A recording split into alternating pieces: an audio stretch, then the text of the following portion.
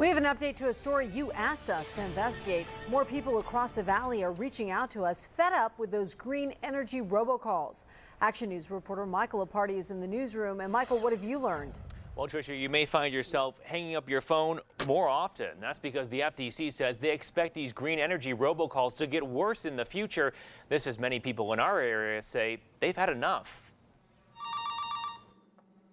Hello? As quickly as he answers, Robert DePasquale hangs up. His plea is simple. Please, please, please stop calling me.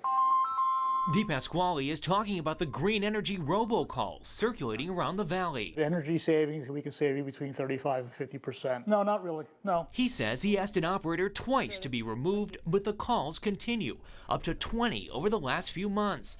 Now he signed up for the Do Not Call registry. When people ask you more than once, please stop calling, that should end it. This is the trail of emails we've received from people at home dealing with the same problem. We've even spoken with folks who are on the Do Not Call registry for more than 31 days, and they're still getting the calls. This has been going on for months and months and months and was so frustrating.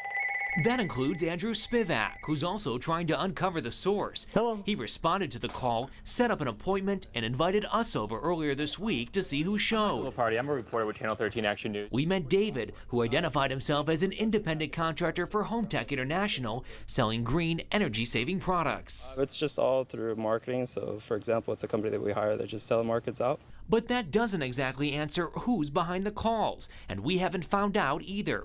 We reached out to Home Tech several times this week, but haven't heard back. The FTC in Washington watched our story and says it's likely the calls are coming from multiple sources. Generally speaking, the agency says one company usually makes the calls to generate leads for separate businesses. The FTC says it's possible the businesses don't even know the caller could be violating the Do Not Call registry. Robert has a simple solution. I would just ask them to respect the wishes of the people who you're calling. Bye-bye. Tracking the calls is a little bit more difficult than simply calling the number on your screen, since some of the calls may be spoofed. The FTC tells me they are aware of these complaints. They say they hear you folks at home. They're not ignoring you, but they tell us they can't exactly tell us what's happening behind the scenes. Now, if you're on the Do Not Call registry and you're still getting these calls, let us know about it. Send an email to 13investigates@ktnv.com, and please be sure to include a phone number. Live in the newsroom, Michael Aparti, Channel 13 Action News.